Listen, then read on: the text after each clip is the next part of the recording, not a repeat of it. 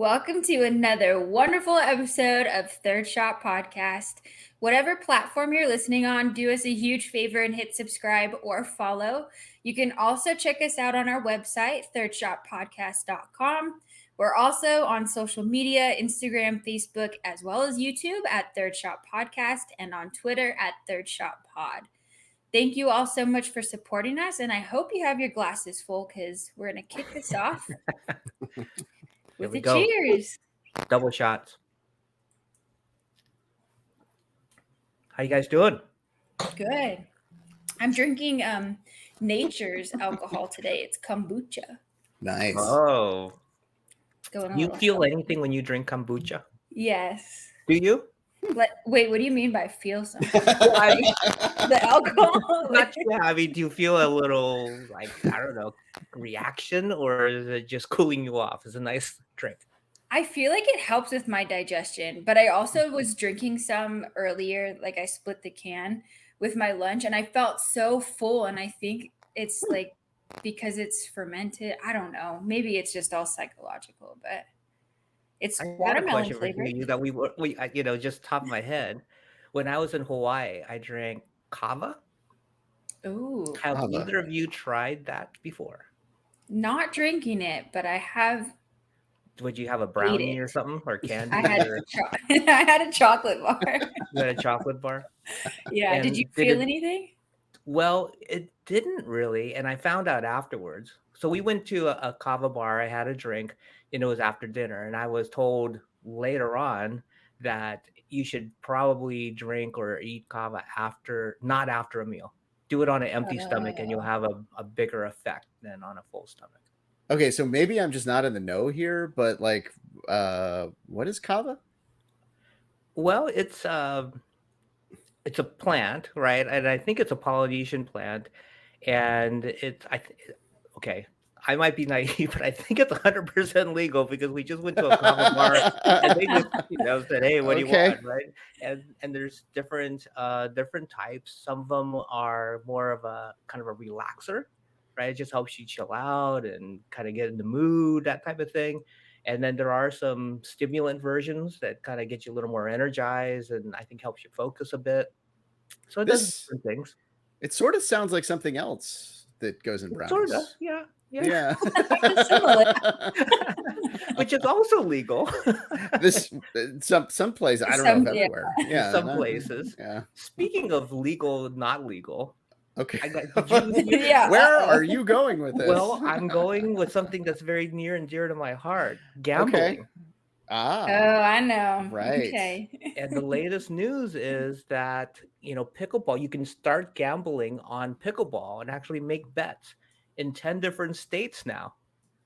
And just so the people that don't know yet, the 10 states are Louisiana, Connecticut, Illinois, Wyoming, Michigan, Tennessee, Colorado, Washington, Maryland, and Ontario, of all places. I didn't know Interesting. that's considered a state, but it's a state. And in those states, you're allowed to make bets on pickleball. How do you guys feel about that?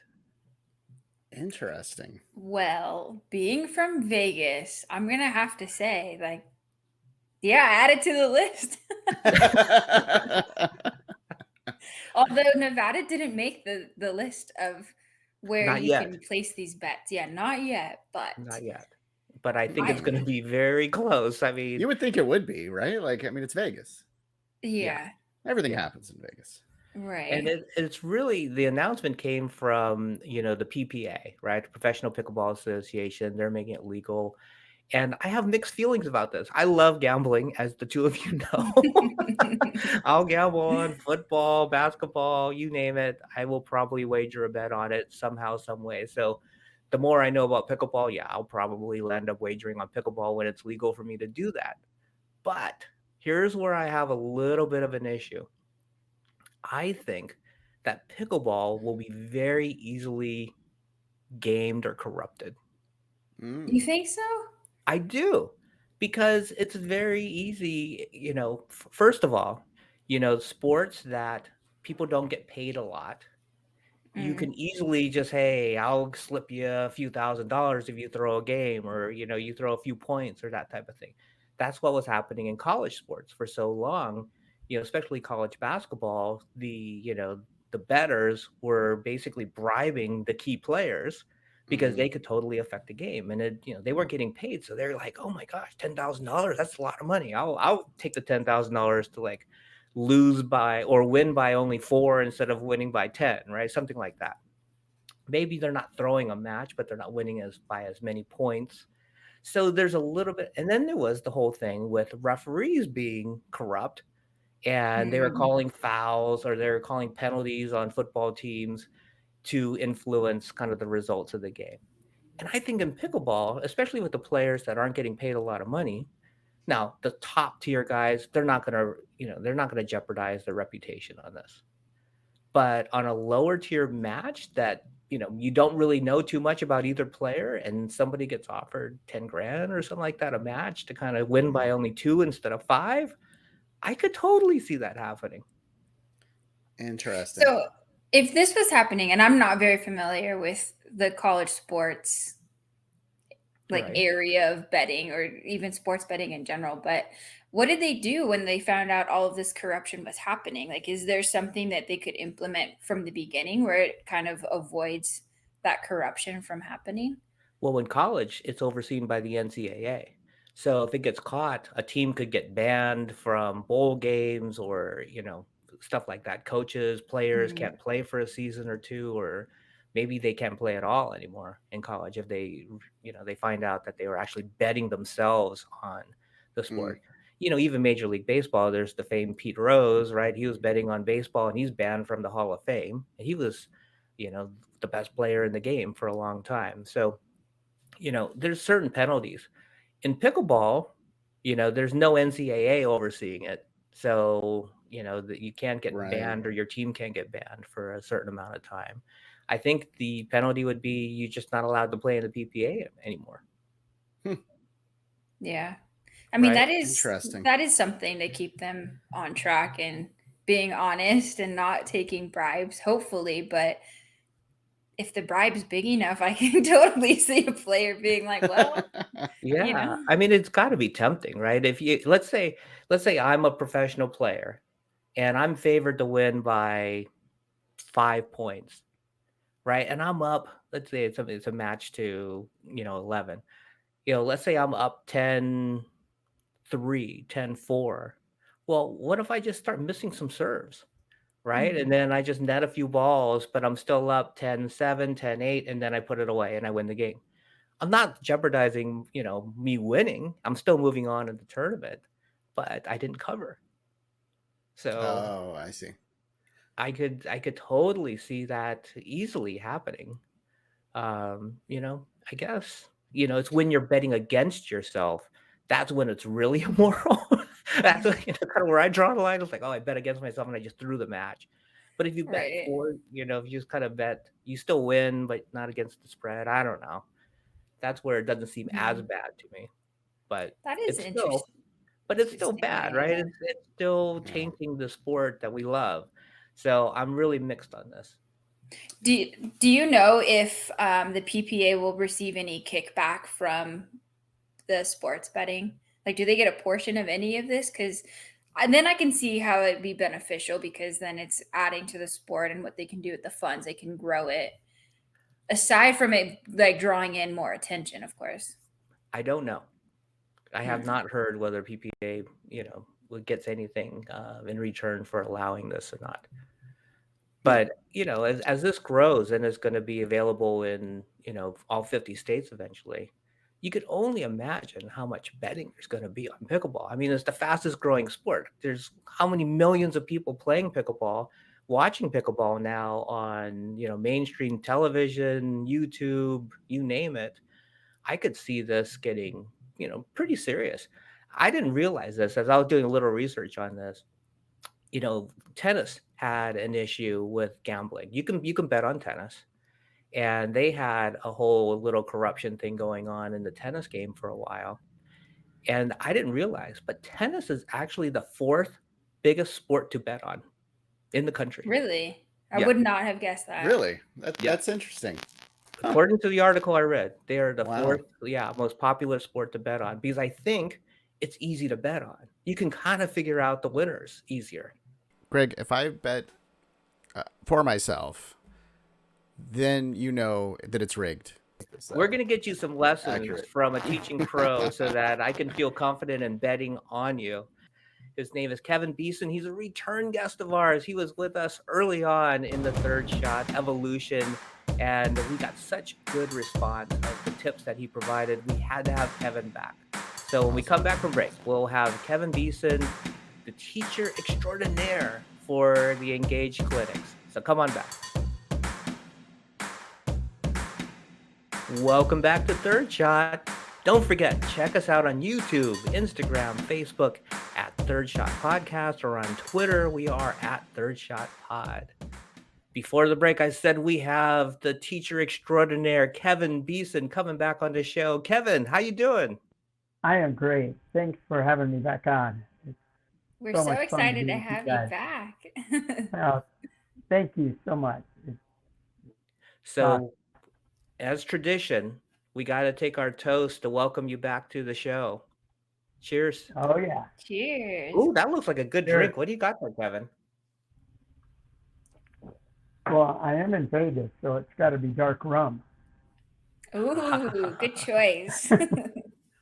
Well, since you're in Vegas, I don't know if you heard the opening segment, but we were talking about gambling in pickleball.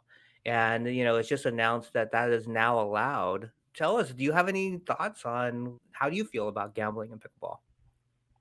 I think it's gonna take the game to a whole nother level of spectators.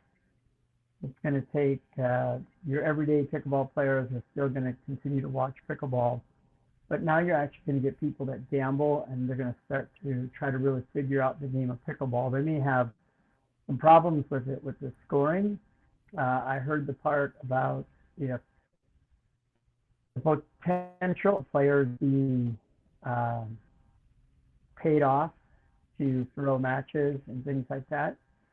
That will definitely be a serious issue, a big issue, because in pickleball, anybody can win or lose a game.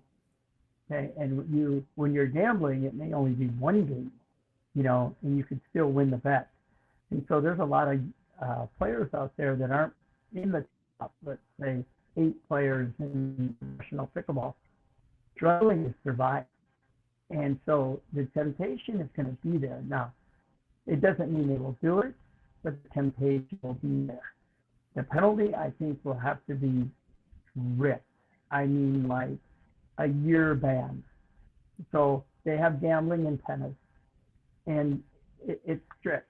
It is a 1-year ban if you're caught being part of that. You're throwing matches because if you're up 5-0 in tennis and you need to win 5-2, you can easily lose 2 games and still feel like you're going to win the game or the match.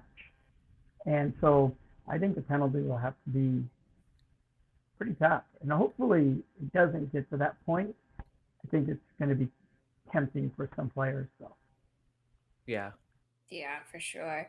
Kevin, do you see yourself doing any pickleball sports betting in the future?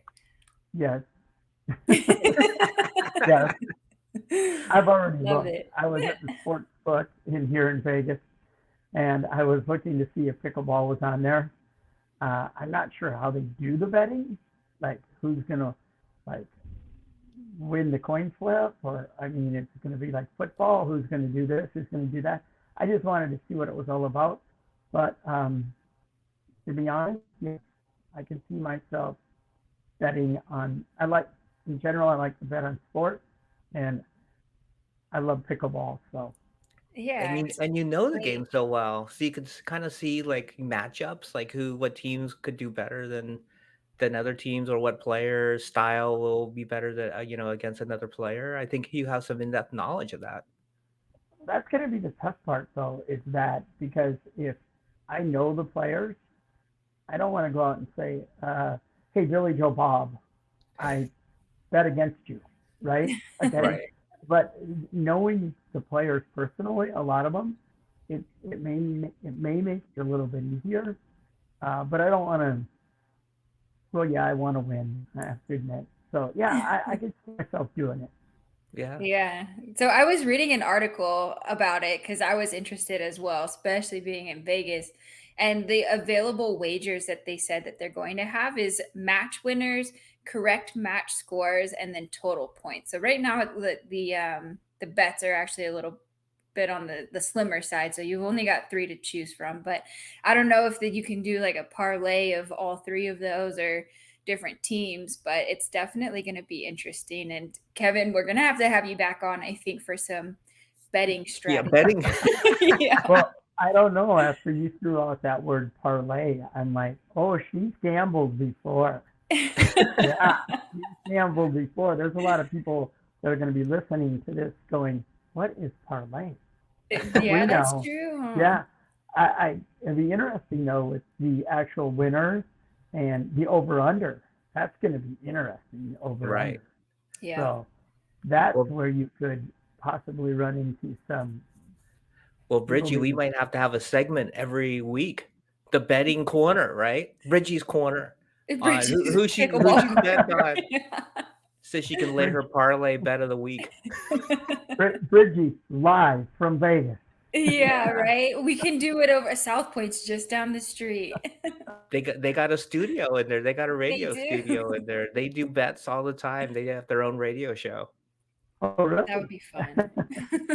Yeah. How about it? So Kevin, let's get off the betting thing. What have you been up to since the last time you've been on the show? You've been traveling. I see you on cruises. Well, tell us what's been going on. Yeah. So I've been incredibly busy, and I feel very fortunate that I get to do it. Sometimes I get tired. I get tired of hotels. I get tired of airports. But as my son says, I could have a real job. But I've been working. I went on a cruise. That was more vacation, but I did a little pickleball on there, some videos, and met some local people. And then I wrote a book that just came out like 2 days ago. It's available on Amazon, called Pickleball Metaphors. It's fast track to better pickleball. So when we teach, I wrote it with a gentleman by the name of Brett Noel, and we use a lot of metaphors so people can remember just by a quick little sentence or a metaphor they can remember. So when they leave the camp or whatever it might be. So that book just came out on Amazon. So everyone, go and get your book. Cool. That's Okay. exciting. That is. How long did it I'm take you to write? excited. It took a long time. I've been using metaphors for like ever for my teaching of tennis, and something I've always been thinking about. And I've been asked by a few people to write a book on metaphors, and then I just said let's do it. I talked to some people. It's not as difficult as I thought. There's a lot of places, a lot of people out there to help you to write the book. So yeah, it was supposed to be out at Christmas time, and here we are in Yeah. September. So That's but amazing. I'm happy to tell it. So great. Congratulations. Yeah. Thank you. Congratulations. That's amazing. Thank you. And so I'm in Vegas now for some R&R. I'm actually relaxing. I've had a good trip. We've won about $1,100, so I'm happy about Wow. that. That's good. And taking this little R&R before my schedule is going to be crazy coming up here in the next 6 weeks. It's going to be nuts. The travel is going to be nuts. Well, we're happy to be hosting you in Las Vegas. Have you been playing pickleball while you've been out here? I played this morning. Yep. I went over to the Westgate to check out the courts because I have a camp coming up there in October. So I just wanted to see the courts and all that, check it out. And I figured, well, why not hit a few balls? Yeah. I've never been pass to up that. Westgate. What are the courts like there? Are they nice?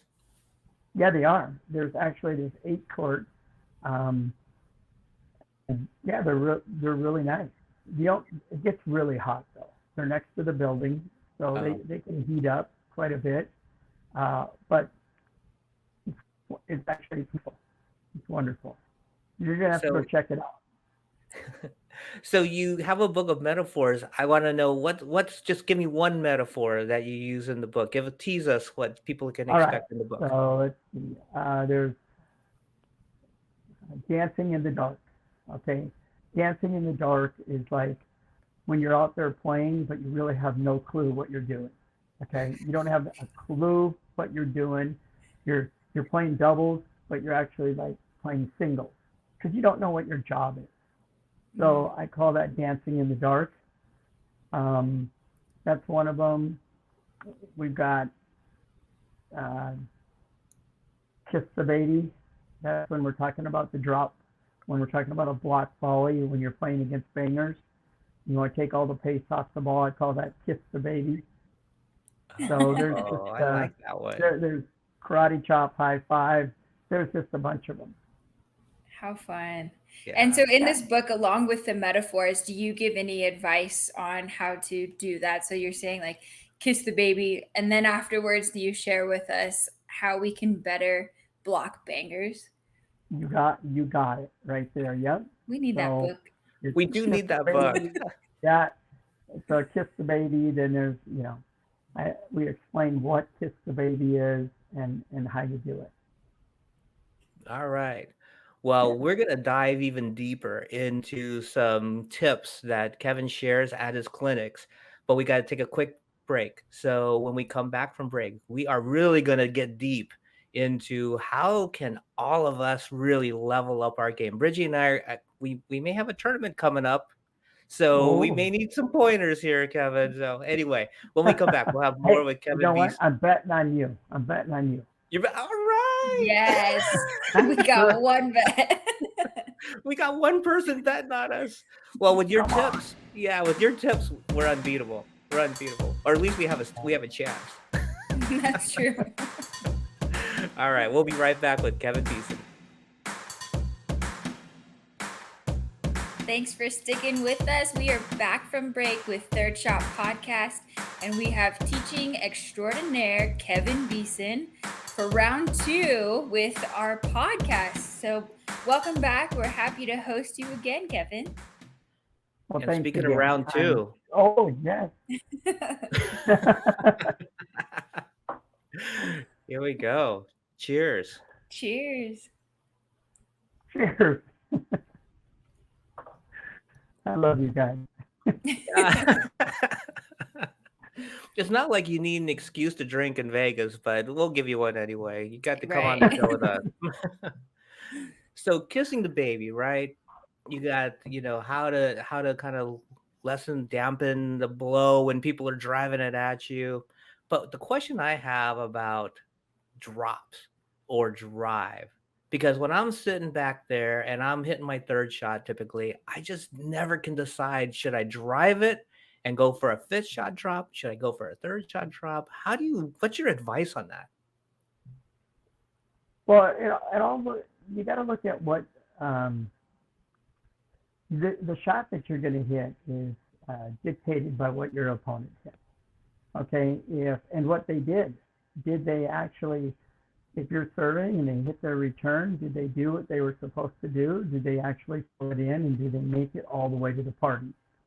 The party is the kitchen. I call that, because that's where all the fun is. But if they don't make it, let's say they only make it halfway up because you hit a really good serve, you kept them back, and it was difficult for them to come in, there would be no reason for you to hit a third shot drop and bring them the rest of the way to the kitchen, right? Why would I hit a third shot drop when they're only halfway in? Let's say the conditions also may tell you, do I drive it or I drop it? Is it windy? Okay, it can get really windy here in Vegas. Do I want to attempt to drop a ball in 30-mile-an-hour wind? No, I want to drive it. Okay, the purpose of driving it okay, is to set up an easier shot for you. All right. So if you hit a drive is an offensive shot.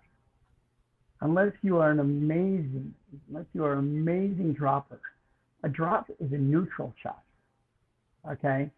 So if I can hit an offensive shot and get a weak response from my opponent, so I have a easier drop, an easier fifth shot drop, or maybe closer inside the court, closer to the kitchen. Okay. I should be able, my partner and I should be able to get to the kitchen in 2 shots. That's called one and done. Okay. So if they're coming in, you know, if they're getting to the kitchen really quick, maybe the drop might be the shot, but go ahead and test them with the drive. It's what I call the modern game of pickleball. It's being more offensive minded. So I'm thinking 2 shots ahead. Hit an offensive shot, you hit a neutral shot. Oh, okay. That's some like good that. advice. Yeah. But now that we know when to do a drive and when to do a drop, how do we make sure that we're hitting a good drop? Like, what does a good drop consist of, and how does me execute it? Okay, well, hitting a drop, I feel that a drop is one of the most difficult shots in the game of pickleball. You don't have a lot of margin of error. But really, the only bad drop you can hit is one that doesn't make it over the net. If you hit your drop and your drop is a little too deep, okay, not too high, that's where people get confused. They're like, oh no, I hit that way too high. No, you didn't hit it too high. You hit it too deep. So you allowed your opponent to take the ball in the air. Okay? So when you hit your drop, when you set up to hit your drop, I want you to imagine that you're like riding a horse. So you're gonna melt into the saddle. You've ever ridden a horse? You don't stand up straight. Your knees bend and you relax. Okay. So as you hit it, a drop is nothing more than an exaggerated dink. That's all it is. It's just a dink with the longer follow through. But just make sure that you stay down through the whole shot. You don't want no pop tarts. Pop tarts are what when we pop up, like we use our legs to lift the ball. Mm-hmm. We're hitting a little kid's wiffle ball. We don't need to use our legs. Okay? Right. Just stay down. Make sure that you're looking at the right spot on the ball when you hit your drop. Okay. So what's the right spot on the ball? Oh, well. Okay. So there's a thing that I call, there's only 2 reasons the ball ever goes into the net. Okay. And the 2 reasons the ball goes into the net, the number 1 reason, there's nothing you can do about it, is gravity. That's the number 1 reason. Right. The second reason the ball goes in the net, besides somebody put that net in the way, is that you hit on the wrong spot of the ball. So I hear people all the time telling other players, hey, Joe, watch the ball. Well, there's a lot more to it than just watch the ball. Right? When Joe tells me to watch the ball, I want to look at him and go, what do you think I was looking at? What part of the ball I hit is extremely important. So I do have a ball. All right. Right here. Yeah. Okay. So if the ball is the earth and the equator goes around the earth, you must hit Australia. You must hit south of the equator. If you hit North Dakota, the ball will always go into the net.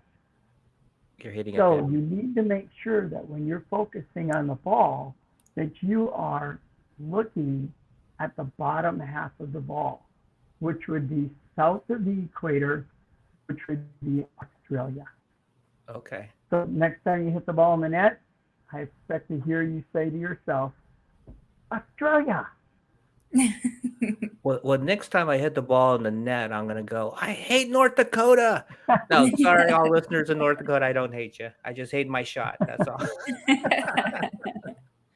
So I'm gonna go back a little bit when you were saying, if they hit it a little shorter, drive it. And this is a common mistake that I make all the time. I will take your advice, right? I'll drive it, but I get too excited and I drive it too hard, and I drive it deep. And like, what advice would you give to somebody like me that gets excited? I'm just ripping it as hard as I can. Not even as hard as I can, maybe 80%, but I'm hitting it deep. How do I avoid that? So there's two things. There's two things. One, you must always have a purpose. Okay. So when you set up to drive your ball, you must have a plan. You must have purpose, plan, and patience. Okay. Patience is the key word for you. Yeah. If you're trying to hit a winner, you have to remember, why am I driving it? I'm driving it to only set up my next shot. I'm not driving it to end the point. Okay. If you're driving it to end the point, then you are what players call a banger, right? You don't really have a purpose. You're just hitting hard. So you have to have a plan. So there's what I call 30, 60, 90. Depending on where you're going to be driving that ball from. If you're driving that ball from behind the baseline and you have good balance, go for it. 90%, go for it. If you're mid-court or a little bit further back, remember the word mid. If I'm a little further back than mid-court, I'll do it 60%. Okay? If I'm inside 50% of the court to the kitchen, I'll do it at 30%. Okay? So it's not just hit the ball hard. It's not just whack it as hard as you can. The other thing that's really important is that when you drive it, you need to know where to drive it. If you are serving and you're going to be hitting a third shot drive, do not hit it to the player who's standing at the kitchen already doing nothing. That's what we call the Terminator. So, okay, that's the Terminator. You want to hit the ball to the person who's back, who's trying to get in. That's Bob the Builder. So always think, hit the ball to the person who's furthest back, the one that's trying to get in. Don't hit it to the Terminator who's standing there, big-eyed, drooling. I sure hope he hits it at me. That makes no sense whatsoever. Okay? That's great advice. I'm feeling more and more confident about this upcoming tournament. All right. Awesome. I love it. Awesome. So one thing that I've mentioned before in a previous episode, Uncle asked me like, "Oh, what do you think is like your best thing about your game?" And my response is my serve, because I've gotten to a point now where it's pretty consistent, but I don't switch it up or anything. I kind of just stick with it because I know that it works and it is consistent, but I want to start practicing more about, switching it up and kind of being able to tailor my serve to my team, the opposing team that I'm playing against. So what's a good way of kind of gauging when to stick with the traditional serve versus a drop serve? So if it's a traditional serve or a drop serve, it doesn't really matter which one you're hitting. Your goal is the same. Your goal is to be offensive minded. And when we think about offense, people always think, they hear the word offense, they think hit hard. Well, that's not offense. Okay? It's pace and depth don't go together. The harder I try to hit the ball, the more the ball will rotate forward faster. And the resistance of the air, well, let me use my earth, okay? And the resistance of the air will hit it and knock it down earlier. So we've all been there where we tried to serve it really hard and it lands short, and it's an easier return for them. So what is an offensive serve? An offensive serve is speed. where they're having them, where you're forcing them to hit their return from behind the baseline, which now is a further distance for them to go to get to the party. It's time versus distance, distance versus time. So when you go out and practice your serve, practice hitting deep, taking the back third of the court. Can I hit it deep? Do you need to hit it higher over the net to get it deeper? Most likely. There's what we call a Dairy Queen serve. That's a high sauce serve that lands deep. That's more effective than hitting it hard and landing short. So after you get that down where you're practicing that, you've gotten pretty darn good at it, start thinking, what else is offense? Let me try to learn a piece of a serve that I can go out wide with, where their momentum now they have to move to the side. The big thing is we don't want their momentum coming forward. So if I can get them with a Dairy Queen serve, I can, with a high deep serve, make them step back. Their momentum, their mojo is going backwards. If I can serve it out wide, then their mojo is going to the side. See, but none of their energy is coming forward, which is going to make your third shot, if it's a drive or a drop, much easier. So you're always thinking 2 shots ahead. Okay. The drop serve and the traditional serve is all personal preference. Whatever works for you, whatever will get that ball deep or out to the side, go ahead and do it. I mean, I've heard some people say on serves, like, just get them in. And I don't know, it's like, you can get them in and it's, not a great serve. Like you said, it's, short and, it's high and they can do something with it and it puts you on the defensive. Are you in the camp of, yeah, you want to keep the majority of your serves in as high a percentage as possible, but have a purpose and keep it deep and make a move, right? Well, yeah. I mean, if the deeper I hit my serve, the higher I have to clear the net, which means now I'm going to hit fewer balls into the net. Right. But this mindset of just get the point started, let's just get it in. Okay, that's great for Pickleball 101, right? If you're just starting, sure, I'm going to tell you, just get it in. Once you can get it in, let's say 50 balls in a row, right? That's consistency. Now start adding control. Can I get 50 in a row to the forehand side? Can I get 50 in a row to the backhand side? Can I get 50 in a row where I jam them into their body? But this just getting it in is that you're not, the receiving team has the advantage, right? Right. So if I just say get it in, I'm saying here, you go ahead, you keep the advantage. But if I think hit it deep, hit it out to the wide, hit it wide, get their momentum to move one way or the other, it's still in their advantage, but hopefully I can turn the table a little bit. Yeah, sounds like that's when drilling comes in handy. Like, so important to be practicing that ahead of time so that way when it comes to those game situations, you're ready to go. Well, repetition is the mother of consistency. So if you go out and you practice your serve like 500 a day, 50 a day, okay, to be realistic, 50 a day, you're going to see a huge difference in your serving. Okay, not only the performance, but your confidence in when you're in a tournament and you've got a big point or whatever it is, right? You're now thinking about, you've hit so many of them that it's now become just a habit for you.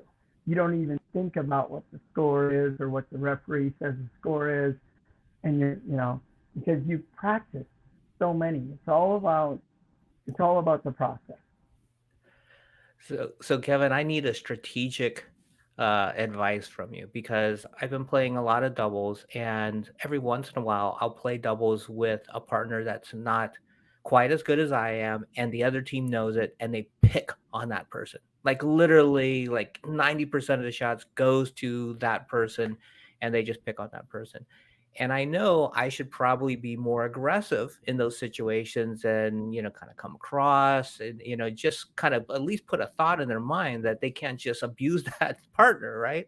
Sure. Like what should be my mindset? How should I go about knowing when to make those moves and when to kind of stay on my side? Well, your mindset of I need to be more aggressive and I need to help them out is, unfortunately, that is the wrong mindset. Okay, because you need to play within yourself. You need to play up to your potential, but within yourself. So when you feel they're isolating your partner and you start jumping around like, a honey badger up there, moving around thinking you're going to help them out, all you're doing is causing total chaos, right? And total chaos is not a good thing. So I'm going to give you a couple tips here, Okay. how you can get to hit more balls. And it sounds kind of mean, but it's strategy, okay? It's strategic. If I'm having a really bad day, okay, where do you think you want to hit your return of serve? Lots of times we want to hit it down the middle. We want to get that terminator involved up there. But if I'm having a really bad day, everything I hit seems to be missing, and they're picking on me, you want to hit that return out wide. What does that do to me? If you hit the ball out wide, I need to, Pickleball 101, follow the ball. Now, I'm standing almost on the sideline, right? Right. Look at all that area. I've got this tiny area because you purposely took me off the court because they were isolating me. Now you're going to get a lot more of the next ball, okay? If you're serving, same thing. They keep returning all the returns right to me because I'm missing my thirds, I'm missing my drives. Serve it out wide. Because what do I have to do? Follow the ball. So Right. I'm now covering just a sliver of the court, maybe a quarter of it. And you, my partner, are covering 3/4. This will assure that you get more first balls, so you'll get to hit more balls. If you're up at the kitchen and they're isolating your partner, it seems like they're isolating your partner, don't dink straight ahead, right? Dink cross court, right? You dink cross court. Make Okay. it more difficult on them to isolate your partner. Because if they have to change the direction of the ball, they're going to make more errors. So, sure, they may say, okay, let's keep hitting it to Kevin because he's having a bad day. But you're going to force them to make more errors. I like it. That's really good advice. That is For when great Uncle plays advice. with me. No, I was not talking about you, Bridgie. So wait, when I come and watch you play, you're both going to be serving out wide. You're Yeah. both going to be returning out wide. You're going to be like, you don't want each other to hit the next ball. Okay. That's funny. Well, Kevin, thank you so much for giving us all of these wonderful tips. You have this way of putting it into very understandable and digestible pieces of information. So I'm super excited to implement this. For some other people who are listening along, if they would like some more information, where can they go to find more videos of you? So they can go to my YouTube channel, which I just rebranded. It was Pickled Pro. It is now Kevin Beeson Pickleball or KB Pickleball. People were saying they could not find me because really? they were looking under my name instead of Pickled Pro. So I thought, well, it'd be a lot easier, I guess, if they had my name. So it's Kevin Beeson Pickleball or KB Pickleball. You can also find me on Facebook, Instagram, and TikTok also. And Amazon. And Amazon. Give everybody the Yes. name of the book again. The name of the book is Pickleball Metaphors. I'm looking at it real quick. The fast track to better pickleball. I want to make sure I get it right. Well, And I that is highly available advise on everybody. Amazon. Yeah, go to Amazon and get this book. You are going to be a better pickleball player if you read this book. Kevin is an amazing teacher. If you have an opportunity to go to one of his clinics, he's a teacher for Engage, and I know you will come away being a better player after going to one of Kevin's clinics. He's amazing. Well, I appreciate that. So let me leave you with one thing really quick. For all the players out there that are listening about practice and the process, is I always tell my players that there are 2 days. There are 2 days out of the year that don't need you. That's yesterday and tomorrow. So when you're out there practicing your playing, just think about today, the now. Great Thank you. advice. I'm going to be thinking about it today for sure. And all the advice you just provided. So again, thank you so much. And when you became a millionaire gambling on pickleball, we will have you back on and get some of your tips on how to pick the winning teams. in Oh, pickleball. great. Now we're just going to have you on because we love you so much, Kevin. So thanks again for Thank you coming. guys. You guys are a blast. I love you guys. It's awesome. Thanks a lot. And thank you for everybody joining us on Third Shot, where Bridgie and I will continue to share our pickleball journey. Again, special thanks to Kevin. He's the best. Please go and check him out. He's on all the social media and now an author on Amazon. So please get his book. And you can support our show by subscribing. And we promise to have more amazing guests just like Kevin in future episodes. So let's continue to share our enjoyment for the game and grow this pickleball community. See you next time on Third Shot Podcast.